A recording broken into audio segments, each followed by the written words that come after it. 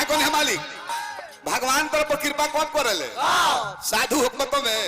ना भगवान आपका कर्म नहीं देखते हैं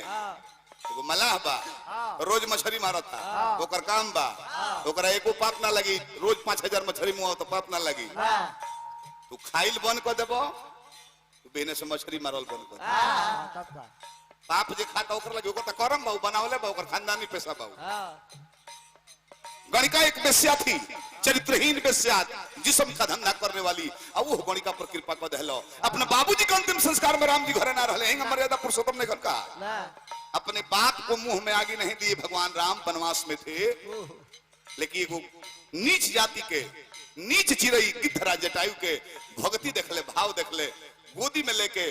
अंतिम संस्कार कोइले अपना बाबूजी के दर्जा देके गिद्ध देह तजी धरे हरि रूपा 4 बाह के जटायु जी हो गए बेसिया का तरले अजामिल का तरले समरी का तरले माई को के ऊंचा को दहले झूठ बोल खा के तरन तारा को दहले जब हम कहू के माई को दहनी तो हम प्रधानमंत्री बानी तो ऊपर पोस्ट हमारा सब बोल हो गेल कैसे जन्मदात्री जस माता हो गई आरक्षण वही बरा दल रहे जन छुआ छूत के बीमारी रहे वो भिलनी के घरे जाके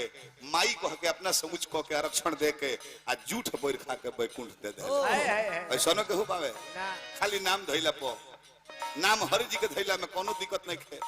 वो घड़ी के लोग सोचे ये घड़ी के लोग पौड़ा बैठल बड़े तो एक बार हरि जी के नाम नहीं खंधरता गीता पथ में कौना पटीदार के धन भइल बा शिकायत करे में हैरान बड़े ओकरा मोहर ले पहुंच जाता कि वो खत्म है हमें सही तो खत्म है बड़े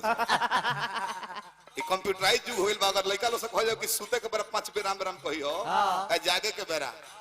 बेख्याल हो जाता लोग तो कल भोर पर गौवे आ ई भोर नहीं खे पड़ो दिन भर मोबाइल चार्ज पर तब स्क्रीन टच रात भर एसपी साहब को लगा के चदरा में कूं कोई ले बड़ी करवट वो करवट अब का जाने एसपी साहब से बतियाओ तरह कि डीएसपी साहब हमें आके छापा मार कंपनी से बतियाओ रेड पुलिस जन्नी